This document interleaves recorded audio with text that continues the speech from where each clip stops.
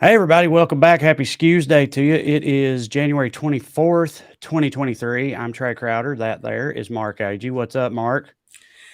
Just excited, Trey, because our long national nightmare is over. M&Ms have been defeated by Tucker Carlson. Mm-hmm. They are At no long longer last. neither not sexy enough or too sexy or whatever. M&Ms have announced they're going away from their spokes candies they had since for 50 years because they're afraid Yeah. of Papa was going to suicide bomb their headquarters or something. Does that mean they're gonna even the commercials with like red and yellow in them, like those are over too? Because dude, those have been Yeah. going since I was like a kid. J.K. Simmons is yellow, and I mean that's kind of an end of an era thing if that's what they're doing, all because they couldn't handle green and flats or whatever the hell was happening. What'd you think about that move by them? Because Corey in our group chat tried to spin it as them like trolling conservatives by replacing them with a woman of color and stuff, but it just seemed like a cop out to me. It just seemed like them bending over Yeah. for the Well, Tuckers of the world. That's what I thought. Maya Rudolph has been a M&M spokesman before she was in commercials with the candies. I think I don't know about Yeah, I it, mean, but she's part of great. yeah, She's yeah, awesome. she's hilarious. Also, I don't know if anybody knows this, but before she got into comedy, she was a musician. She was in a band. There was a spinoff of Weezer called I think The Rentals.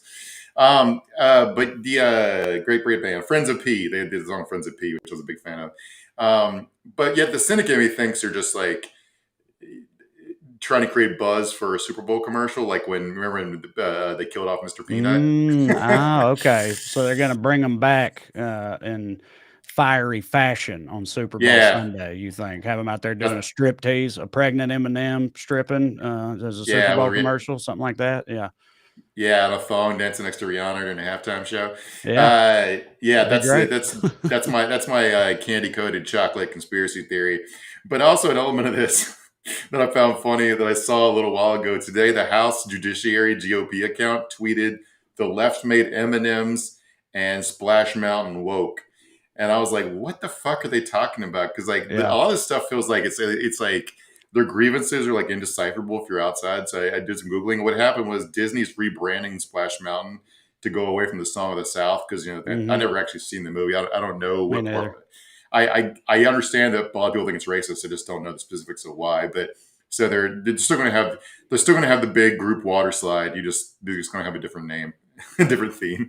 So Yeah, so it's always yeah. been kind of weird because Disney's like super embarrassed of that movie and keeps it Mhm. buried as much as possible. But yet, I guess I've never been on Splash Mountain, but yeah, that's still the theme of that ride. So I'm kind of surprised they didn't do that years ago. Not that I give a shit either way, Yeah. what they do with that ride, but yeah. Yeah. Anyway, the House GOP, please hold hearings about Splash Mountain. We could use the content. Uh, in other news, Mike Pence turns out has some top secret documents in his basement or whatever too. And I just want to say, everybody, check your sock drawer because the plans for Bin Laden's house are probably in there. Uh, Right. there's so many fucking Just top in an secret. old shoebox underneath these guys' beds or something. It's like they're just lousy with these classified documents. Like who I don't at a certain point it almost feels like it's the people who make and distribute the documents fault. You know what I mean? Like maybe Yeah, tighten that up a little bit if everybody on Capitol Hill's got a fucking drawer of classified stuff evidently, then yeah, yeah, maybe rein that in, guys. Maybe it's a yeah. you problem. I don't know. I think like 2 million Americans have top secret clearance. So Yeah, I had top secret clearance. I used to. I don't anymore.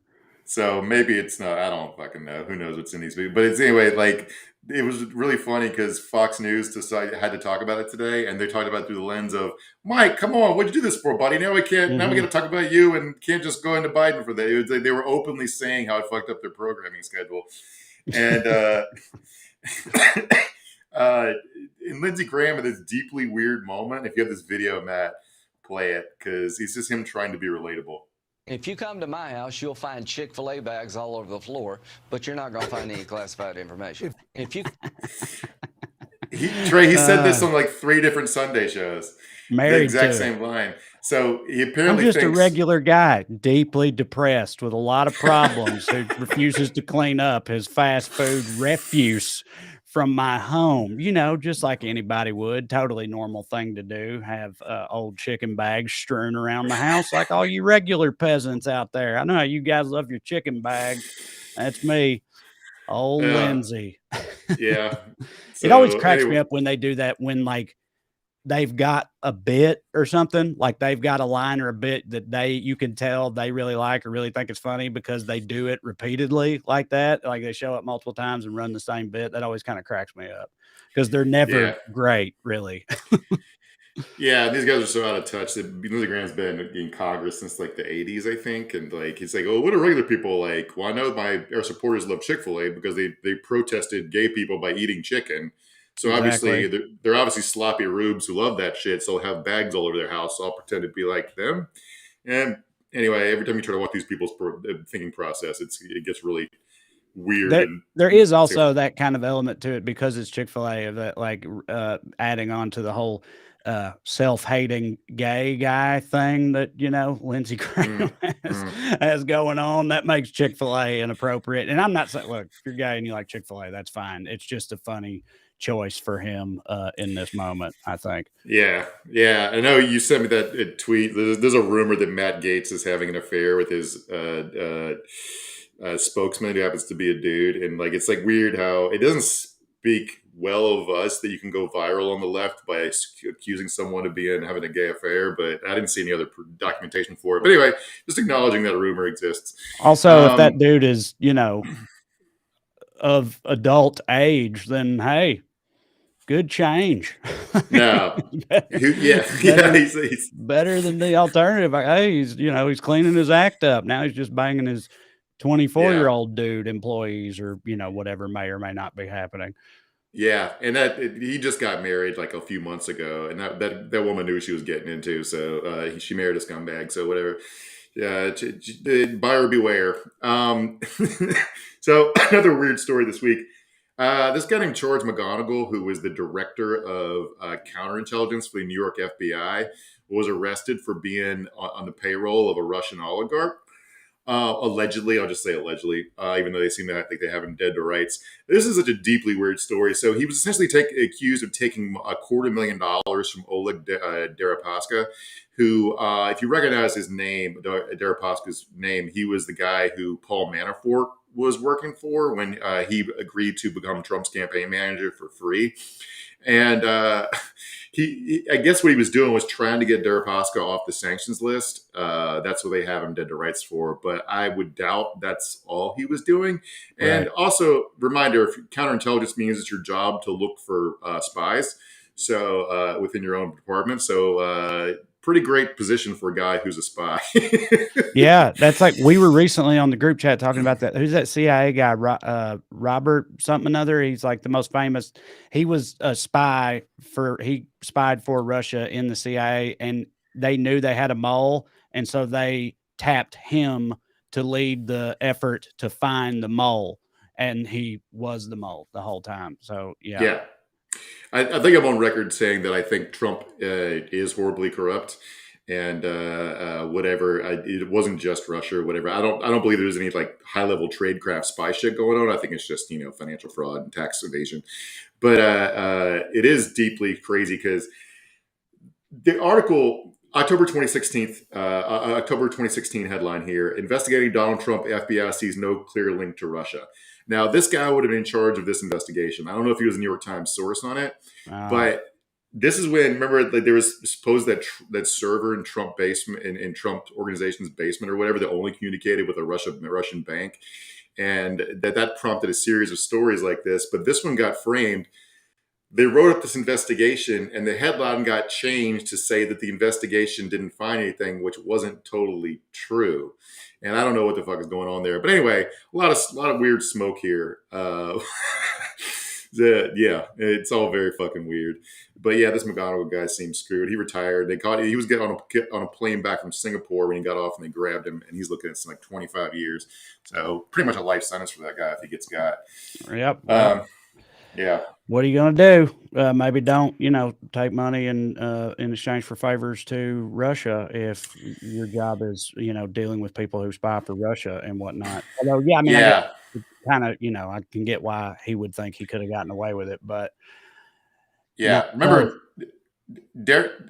Manafort was in fear of his life from owing Deripaska money and favors, right? Yeah, I mean, I would be He's too. he's basically Russia's aluminum king, and when the Soviet Union collapsed and their economy was getting sold off for parts, various industries got snatched up by people, and there was actually aluminum wars over the aluminum trade in Russia, and a lot of the good guys trying to make it to the top of the hill got whacked and ended up on top of it. So it's not a guy whose money I would take. No. That's how you end Yeah. up shooting yourself in the back of the head and tying yourself up in a duffel bag and throwing yourself off a bridge. There you go. That's where that ends up going. All right. Well, let's get into it. With us, as always, is producer Matt. This is Weekly Skews. I want to remind y'all before we continue of two quick things. Of course, number one, if you'd like to see me perform live, go to TreyCrowder.com. Check out all my upcoming dates. There's a bunch. We're adding more all the time. Hopefully, I'm coming near you. If so, come and see me. Get you a ticket. It'll be fun. TreyCrowder.com. Number two, if you enjoy this program and would like to show your support, you can do so by signing up on Patreon. You can go to weeklyskews.com/more or just go on Patreon, search for my name. You'll find us. Sign up on there. $5 a month gets you access to full-length bonus episodes. Later this week, we're going to do the second half of a two-part Q&A, answering all y'all's burning questions. We're having a lot of fun with it. We hope you'll consider it. weeklyskews.com/more. Or go on Patreon and search for your boy. Sign up on there, get some more skews in your life. Now, as for the show tonight, it seems there's at least one bipartisan issue on Capitol Hill, that Ticketmaster sucks. Yes, the fact that unites a nation, but they're not the only ones. Congress is taking aim at some of our biggest and most bloodless corporations in a series of antitrust hearings, which have already gotten a little spicy. Also, Taylor Swift comes up a lot, so that's fun. We'll talk about it a little later, but first, of course, we begin with the Daily Dumbass. Matt, graphic, please. Tonight's DD, all those old Jewish actors and comedians who adopted Gentile stage names when they should have just leaned into it. At least that's according to one Mr. George Anthony DeValder Santos Mountain Dew Zabrowski III. Matt, play the clip. How long did you actually live together? We were only roommates for a few months, and I also knew him as Anthony Zabrowski. So you knew him. Why did he say he had two names then? Well, he used Zabrowski for his Friends of Pets United, his GoFundMe, and he would say, "Oh well, the Jews will give more if you're a Jew." So that's the name he used for his GoFundMe. Right, you get it, man. And what was? This is the old roommate whose scarf he stole. To wear to that Stop the Steal rally or whatever. Yeah. So, Lord George Santos is the gift that keeps on giving. Every time I think this can't get any stupider or funnier, it's just like it's like I couldn't even a million monkeys with a million typewriters couldn't write a story this dumb in a million years. This other story came out this week. The headline on the story is George Santos appears to admit drag queen past in WikiPost.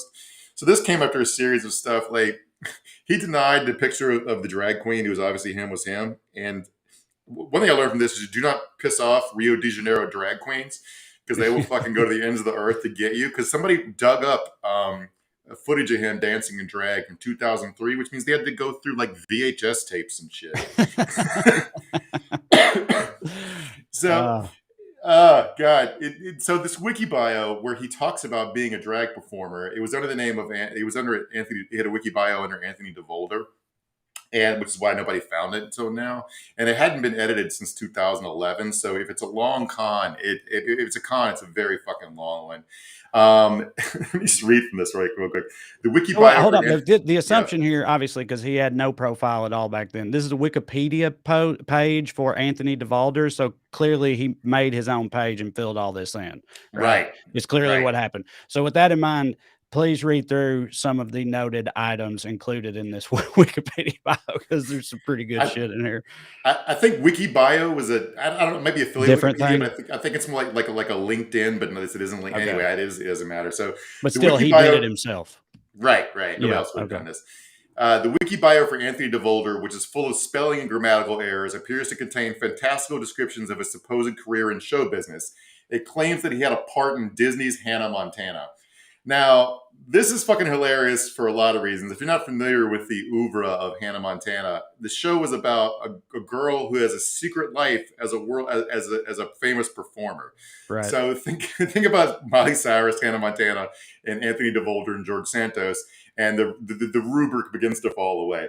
So in the 2011 bio, he sprinkles show business credits that these are obviously fake. They're fake for a lot of reasons, but he claims his Hollywood career took off after he had a meeting with the producer of Independence Day, and then he name drops the director Steven Spielberg, except he misspelled his last name as Spielberg. Yeah. This guy, claiming to be Jewish, couldn't spell Steven Spielberg's name. He also claims to have starred in a few TV shows and Disney Channel shows, such as The Sweet Life of Zack and Cody and Hannah Montana. He spelled Hannah wrong the second time. It also concludes with him writing that 2 years prior, he had, quote, taped his very first movie starting Uma Thurman, Chris O'Donnell. It's like Melissa Chris O'Donnell. Every one of these names is misspelled, y'all. Anyway, keep going. Melissa George, which made me laugh because I had to go look up who she is, and she's a successful actress. She's just not a name. I was like, oh yeah, I've seen that lady and stuff. And Alicia Silverstone. He made Silverstone 2 different words. And he said he was in the movie The Invasion, which is a 2007 sci-fi thriller that stars Nicole Kidman and Daniel Craig. So he listed Melissa George, spelled her name wrong, but didn't mention that he also co-starred with Nicole Kidman and Daniel Craig. Why? Right. Who's reading wiki bios anyway? Who the fuck are you trying to impress? Going to his actual legal troubles, this is a story from today. George Santos admits $500,000 personal loan to campaign wasn't personal. Now, this made me laugh because he's been amending his campaign finance reports constantly. Basically, every day he's updating them to change to different lies. And so he's now saying that a $500,000 loan he gave to his campaign did in fact come from his personal money. But he did not say where it came from. This guy's in deep hot water with the feds.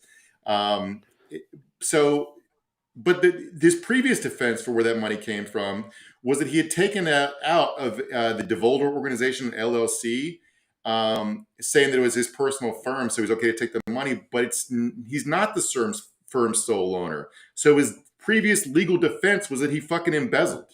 Right. Yeah.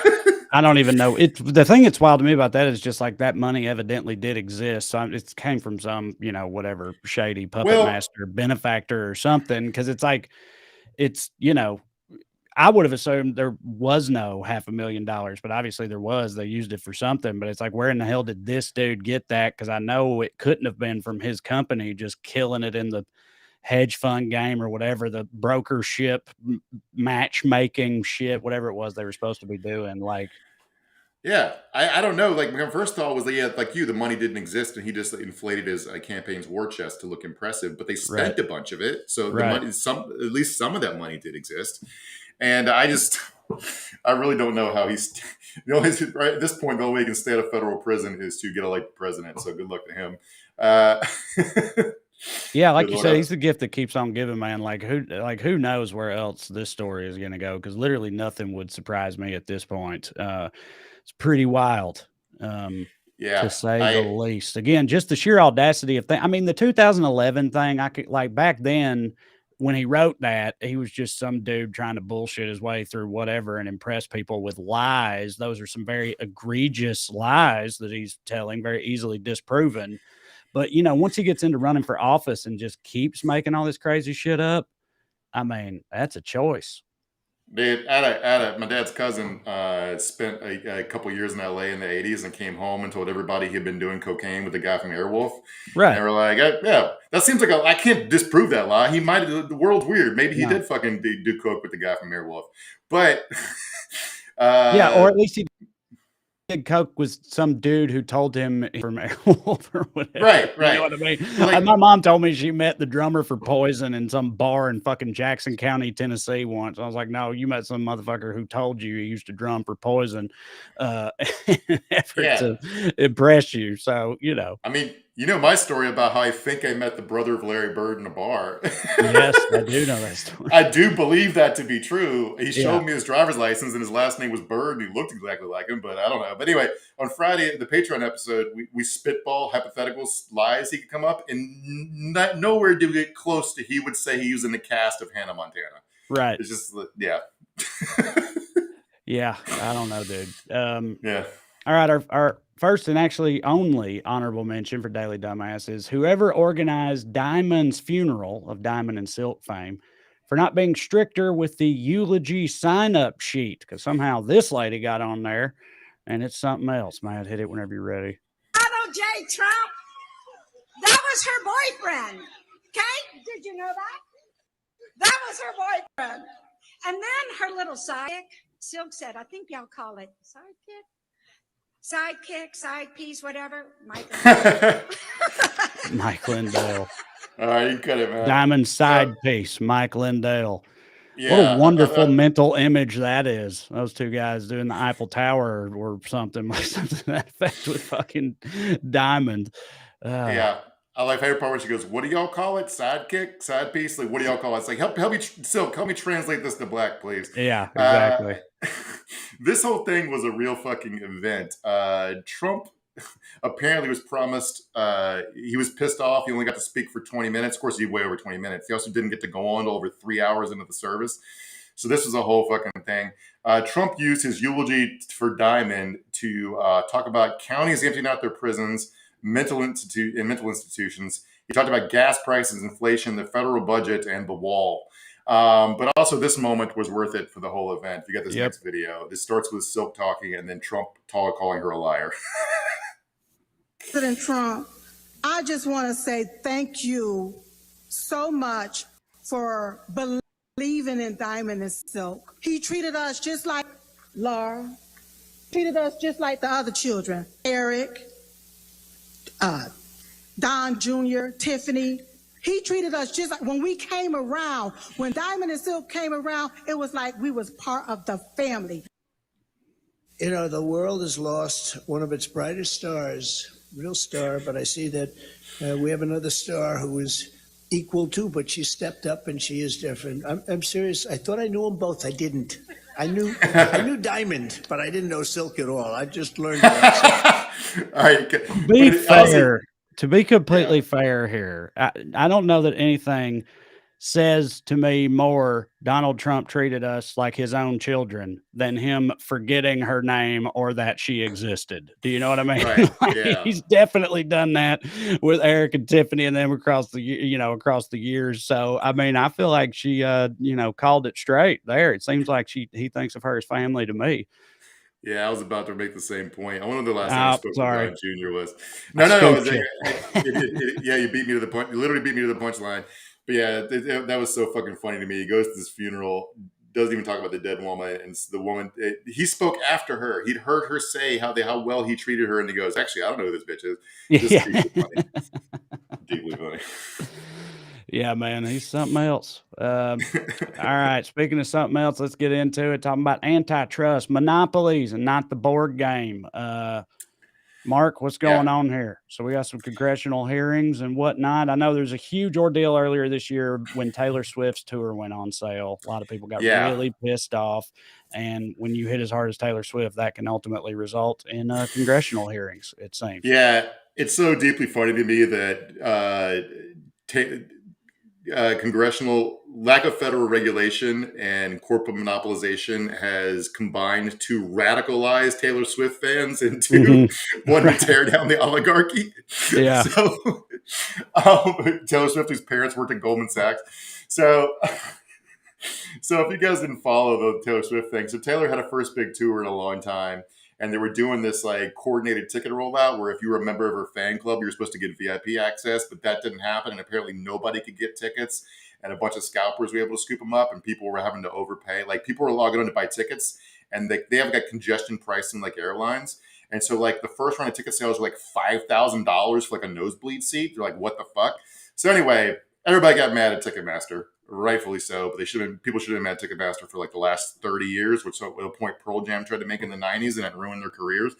But anyway, I mean, this type of thing is like a real problem now with a lot of shit. It's not just like Ticketmaster, but the same type of thing happens with like PlayStation 5s, for example, or stuff like that. Like they announce a pre-release or a big release, the limited amount of inventory. And every time a real person can't actually get in on it because of bots or whatever, scoop them all up and then resell them for jacked up prices. And it's been some bullshit for a minute.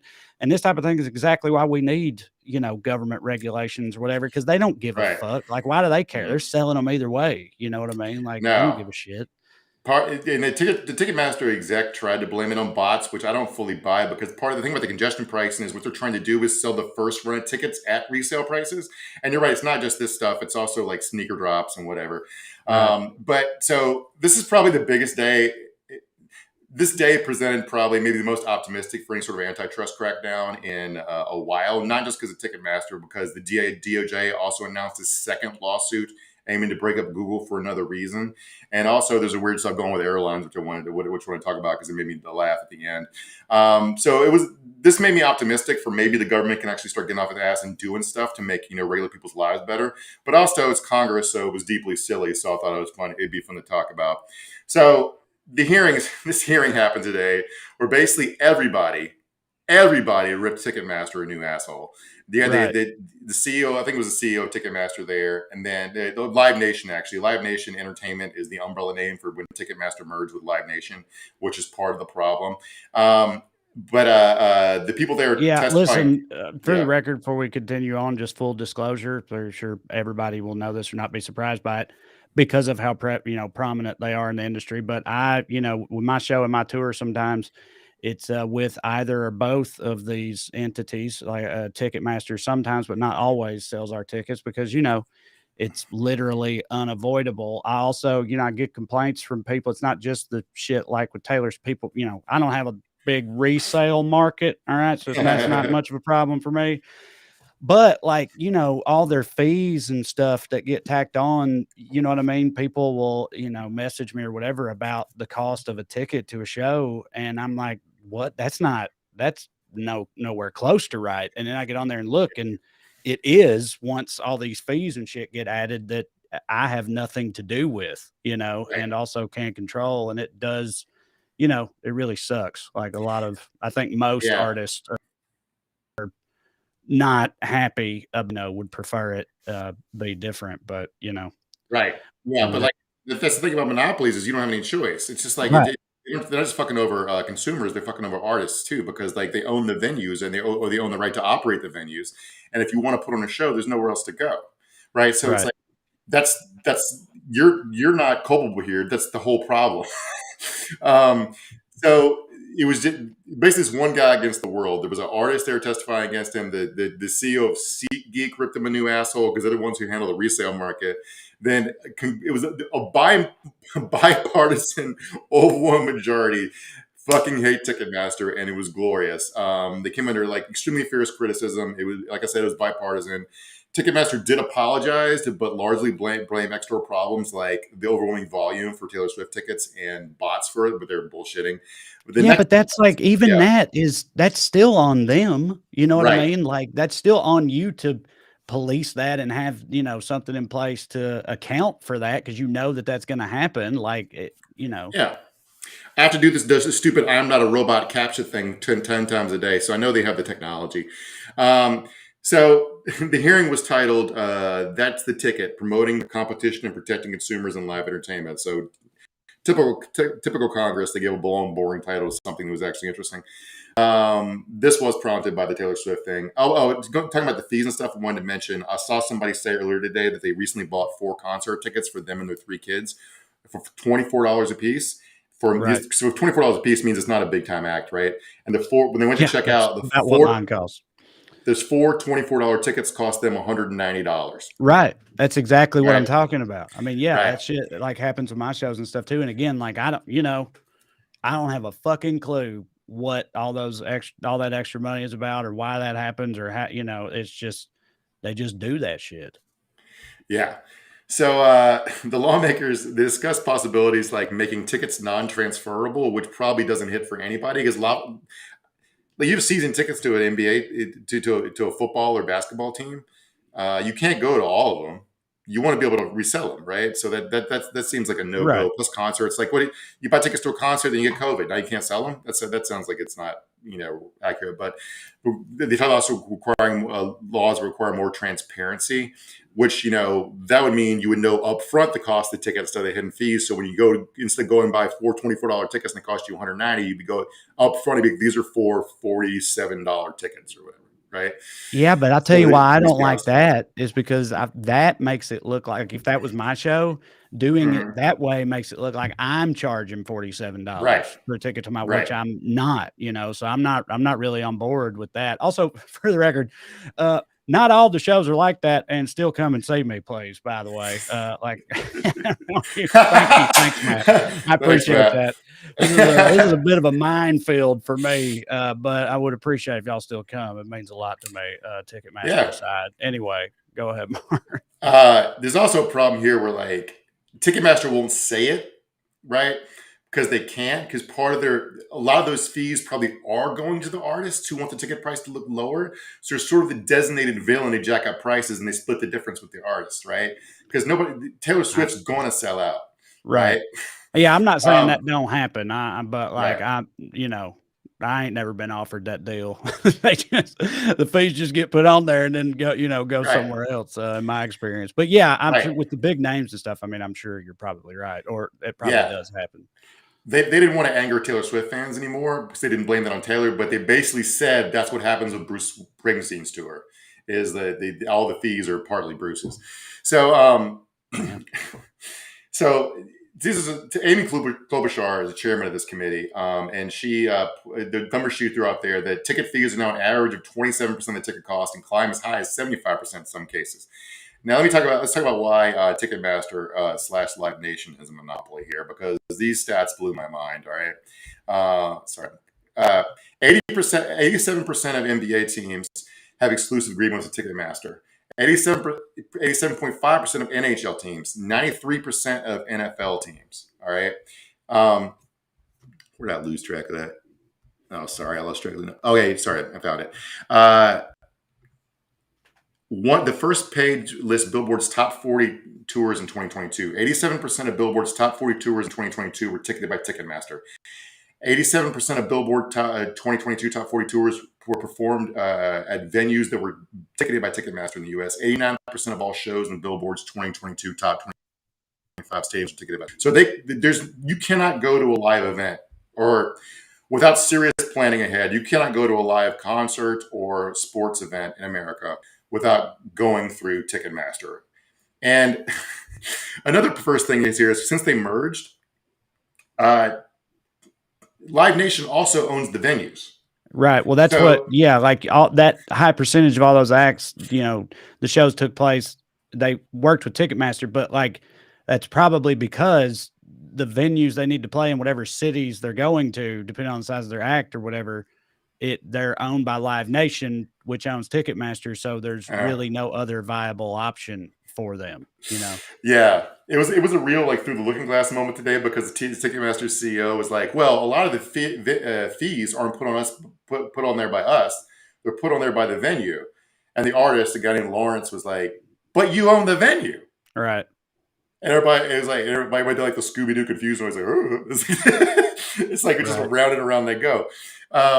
So some numbers about these numbers from 2019. I couldn't find more recent ones, so I'm sure it's gotten worse since then. So here in Los Angeles, Live Nation owns the Staples Center and LA Live. They list more than 150 event venues in the world, including stadiums and theaters that it owns, manages, consults, or is affiliated with. In 2018, they had exclusive booking rights in 237 venues globally. So these are all the biggest venues. So if you want to see a big act, you're going to a big venue. So basically, they control all the high-end market. Unless you're going to see a band play at like your local bar, it's a Ticketmaster or Live Nation event, probably. So Obama got dragged here too, kind of rightfully so, because Senator Mike Lee asked why the Obama administration allowed the Live Nation Ticketmaster merger to happen. And this lady gave a not compelling answer that boils down to the DOJ was afraid to lose. So you want to get nerdy here for a second, Trey? Sure. All right. So antitrust law in America is fucked, but mostly because of one guy named Robert Bork. If you're familiar with the name, you probably know it from the term borking, which is to take down a Supreme Court justice nomination, because he was nominated to the court in the 80s, but the fact he was a segregationist came up and he lost 88-12 or something. Yeah, but anyway, that'll do it. He literally wrote the book that's the basis for American antitrust law, and basically argued that antitrust law is bad for consumers because he's saying that consolidation can help companies keep prices down, and that unless mergers and acquisitions actually affect prices that face consumers, the government should ignore it. Now, one, prices don't go down. No. And two, cartels allow you to jack up prices, which is the whole point of having a fucking cartel. Ask OPEC or the Sinaloa cartel. Two, there's other reasons that huge monopolies are bad, like only having one supply chain, right? Which is basically what we learned with the baby formula crisis. So Robert Bork was full of shit, burned in hell for a whole host of reasons.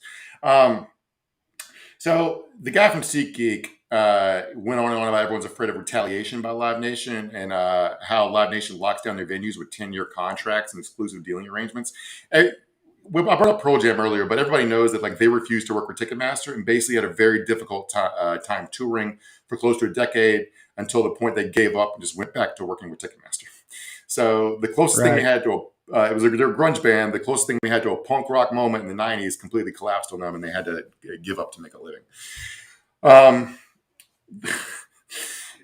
Anyway, so that brings us to the fun part. So let's watch this Amy Klobuchar video, because it's deeply hilarious to me for a lot of reasons. Endeavor. We have interest from both sides of the aisle. And I think you all know, as Senator Durbin mentioned, that competition policy is very important to me. I believe in capitalism, and to have a strong capitalist system, you have to have competition. You can't have too much consolidation, something that, unfortunately for this country, as a ode to Taylor Swift, I will say, we know all too well. Over 75% of our industries. You cut it, Matt. So that's a Taylor Swift lyric she's quoting, obviously. And I want to make fun of her for it, but because they're Congress, all of these cornballs had the exact same idea. Right. Yeah. And if we're going to watch the other ones, we're going to watch the other ones, right? Or at least one of the other ones. Actually, it's more fun to read. I think we can skip it. Yeah, I'll just read the quotes. I'm quoting here from this thing. Did you want to watch the video? The one of Mike Lee doing his thing. Yeah. Okay, we can watch it. Yeah. Yeah. If you have it, Matt, go ahead and pull it up. Because I was just going to say, if I'm going to rank the Taylor Swift references or quotes, even though Mike Lee's a Republican from Utah, I think I got to give him the nod based on, a few factors. Before Matt plays the video, I want to. So the quotes I'm pulling are from a People magazine piece about this issue and hearing. People magazine was covering an antitrust hearing. All right. Mm-hmm. And I saw some polling data that 68% of Americans are for breaking up Live Nation / Ticketmaster. This might be the most bipartisan issue in America, besides, ice cream and orgasms are good or something. I don't know what the hell. But anyway, let's watch this Mike Lee video. We've had a lot of talk in the last few rounds about restrictions on the ability of a consumer, a purchaser of a ticket, being able to sell it to someone else. A lot of people seem to think that's somehow a solution. I think it's a nightmare dressed like a daydream. I don't think we ought to go there. I have to throw out, in deference to my daughter Eliza, one more Taylor Swift quote. Karma's a relaxing thought. Aren't you envious that for you it's not? That's all I've got to say. Thank you. All right. Yeah. See, look, because he chose some of the more poetic lyrics, right, and got them in there. I felt like Klobuchar, that lyric was "We know all too well" or whatever. It's that's kind of also just a thing that people say. That Taylor also said in a song, but Mike Lee, he really went for it. I don't know Yeah.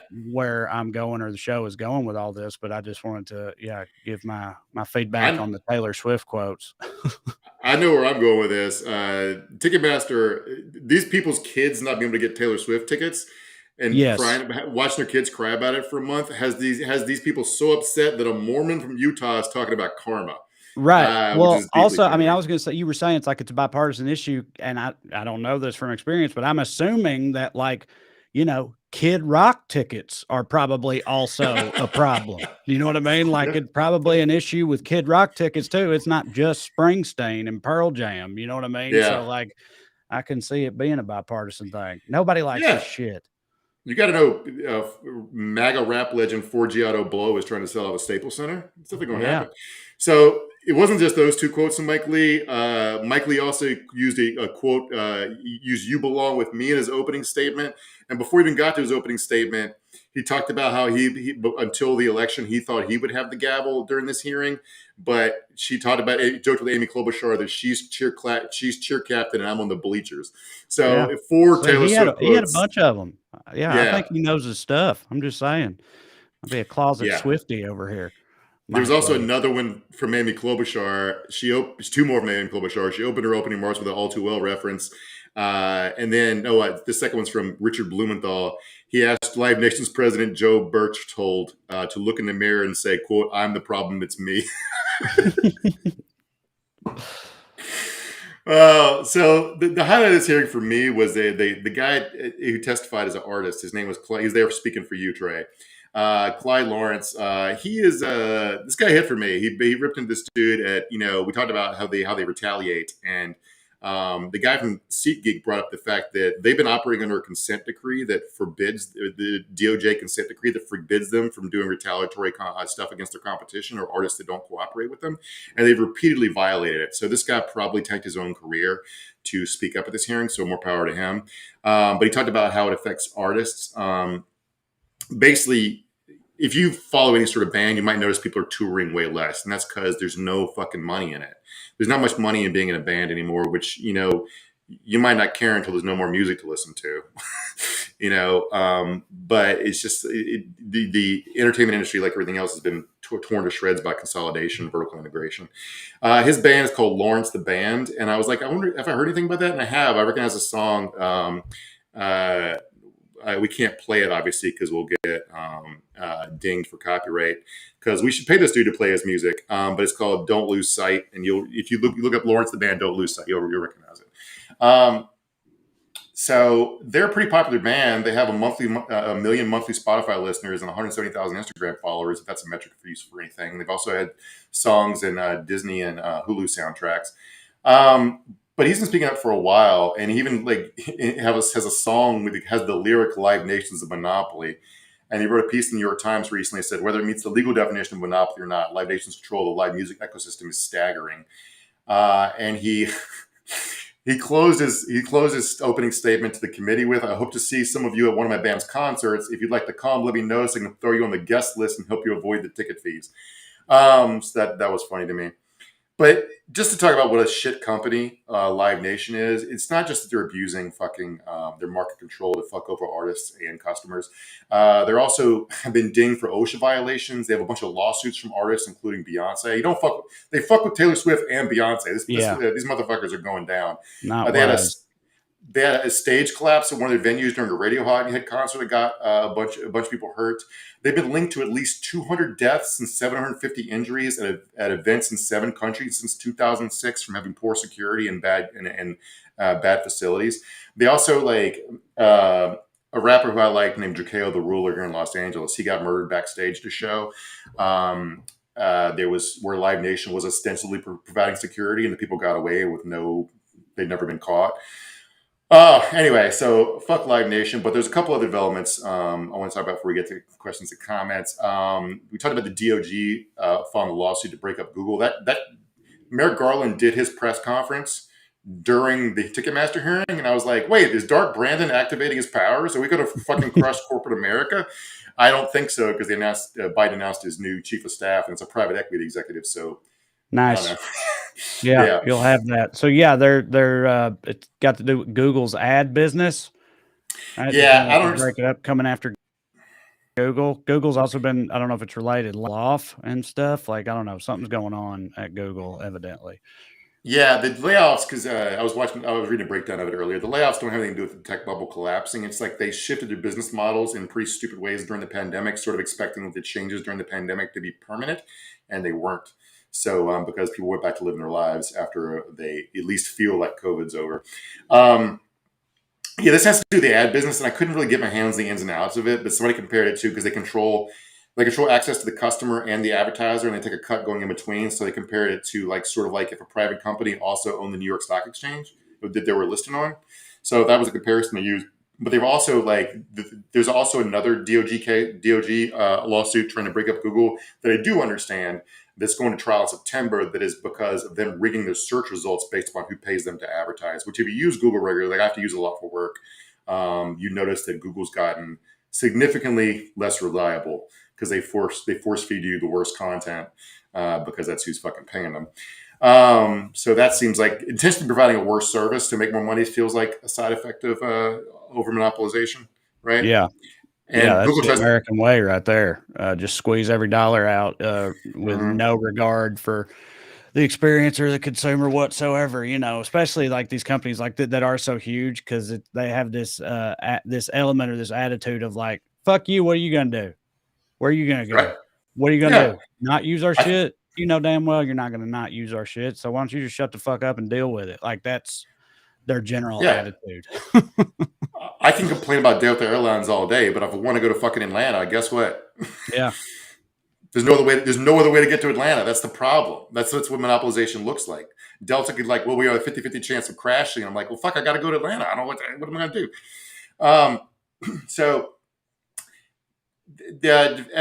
talking about the bigger picture here, the FTC is also going after Meta, which is Facebook's new stupid ass name, and they're also going after Microsoft for their proposed acquisition of Activision, the video game company. So it feels like there's some real momentum here to try to shift it. Because I know I don't know what industry all of our listeners and our viewers are in, but like this shit deeply affects the business we're in, where pay is rapidly falling, so are job opportunities. Because the whole entertainment business is essentially owned by 4 companies, and they'll probably merge soon. Like Disney now owns Fox and Hulu. The two of the biggest streamers right now are owned by Amazon and Apple. And it's like, I'm not sure how long there will be jobs. As soon as AI learns to write TV shows, I'm probably homeless. So that'll be fun. Yeah, I think that's going to be a minute, though. I mean, I'm kind of surprised Netflix hasn't already tried one written by an AI, but I think it'll be funny for all the wrong reasons when they eventually do. I think, even if they think they're ready, they're not really going to be ready for that because there ain't no way that shit's going to hit, Mark, right? Surely, no. I mean, I know of at least one huge fire, dude. Yeah. If they put one out written by a robot and we all just had to objectively be like, wow, man, that's some rock solid stuff right there. It would be hugely disappointing.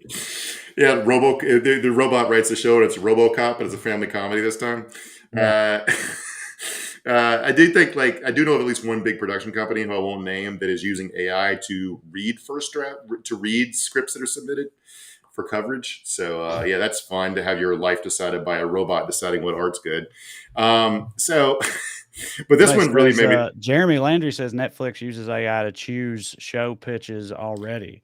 Yeah, I didn't know they did algorithm, that. Or I've always heard that a lot of decisions are made there based on their algorithm, or maybe it is AI or some computer shit numbers they run. It's highly analytical and not as subjective or whatever. It's what I've heard. They keep all that shit kind of behind the curtain, but yeah. For sure. I thought the algorithms are talking about the ones that where they can look at precise data for what demographics of people watch the show and for how long before they turned it off and how much of a shot they give it. I thought it was that. Right.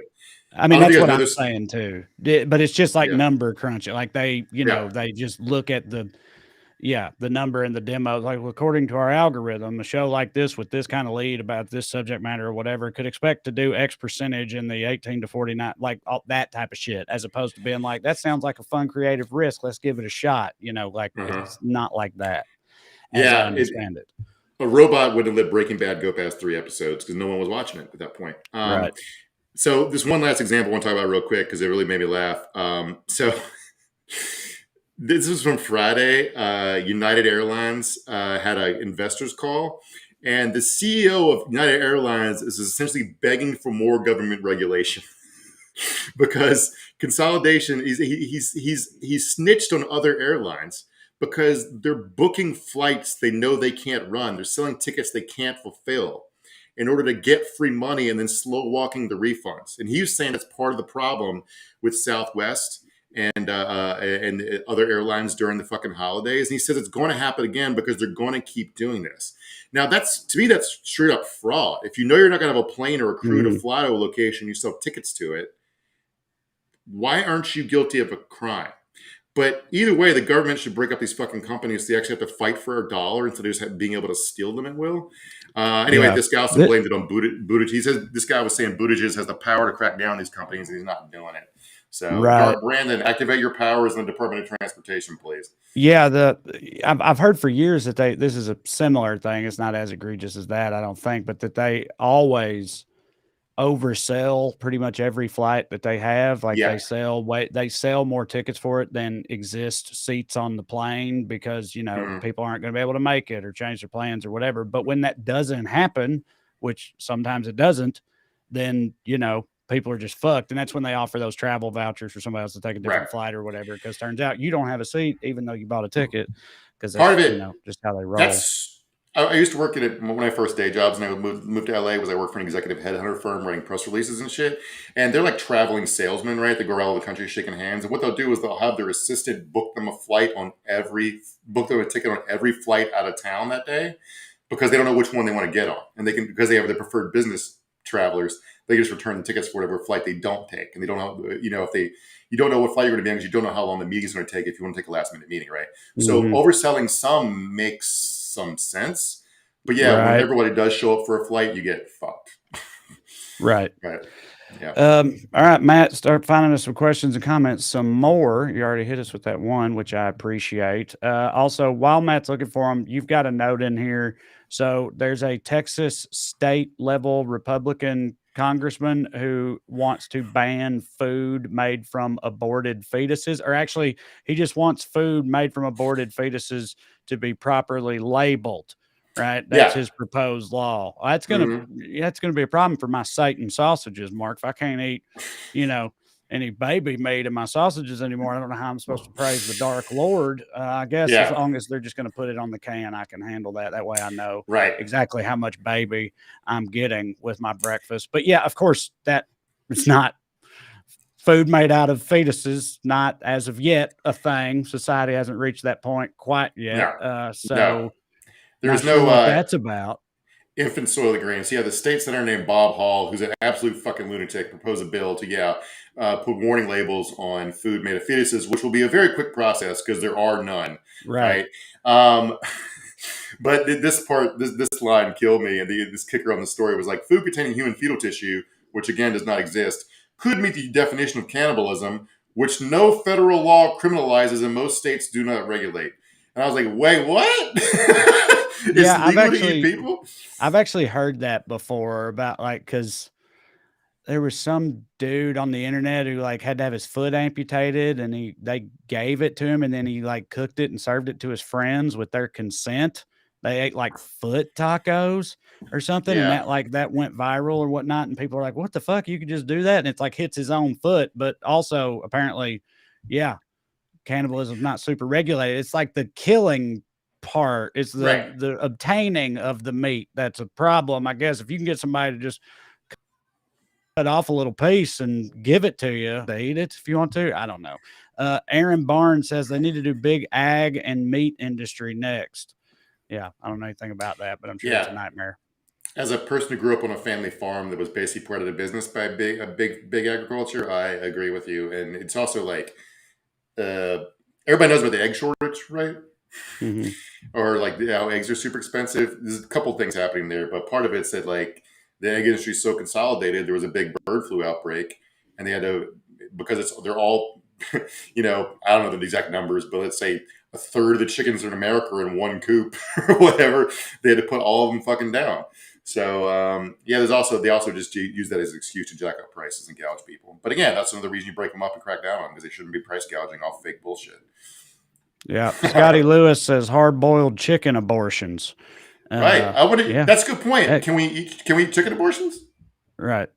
It's just eggs, right? Or they're like Yeah. chicken periods, rather. Right. Right. I get it. Yeah. I don't know. Yeah. Eggs are they're chicken not periods, fertilized. I think. Yeah.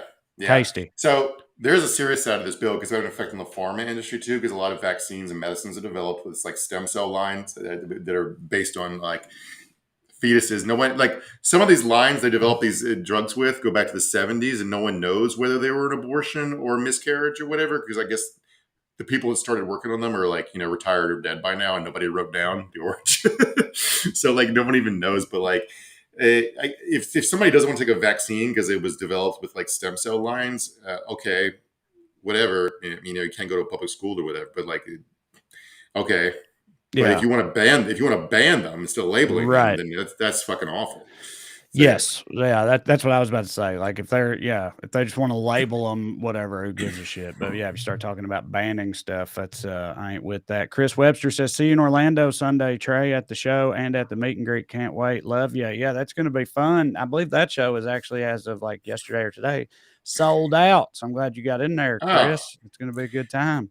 Yeah. I was going to say, I know you're going to be in Orlando. I could send my father-in-law to boo your liberal nonsense. Yeah, I'm about to say, oh yeah, I don't think he'd be too into it, or me for that matter. Amy Nagel says, Trey, are you planning on performing in Illinois? Would love to see you in the Chicagoland area. Love you like chicken. I've been in Chicago before. I definitely will be back again. I love Chicago. I was just there. Like normally, I try to go to a place like every 18 months ish, except for like some city like Nashville and some other southern cities, maybe once a year.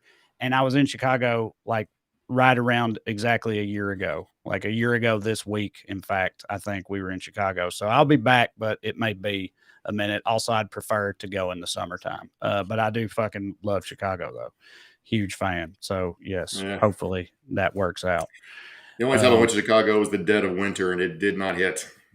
It is. Yeah, every other time I've been there was in the summertime, and it's beautiful, and I loved it. Me and Katie went there for anniversary one year, and we took some boat rides out on the lake, architectural tours and stuff. Chicago's got some great buildings, and they got some wild stories behind it. Chicago's fucking awesome. But last year we were there in January, and yeah, it was it was decidedly less awesome. The Sphinx says Montana needs well read. Montana's one of the few states we have not been to, and I would love to. I just whatever the logistics or maybe the demand ain't there. I'm glad you would come, but yeah, I hope to get to Montana one of these days. I think Bozeman's a liberal tech hub now. Yeah.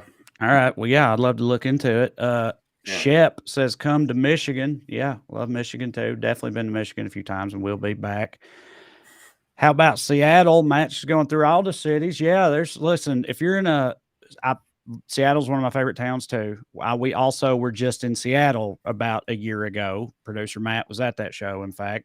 So that's another one that, we'll be back, but it may be a few more months or something, but it definitely will happen for sure. I love the Pacific Northwest.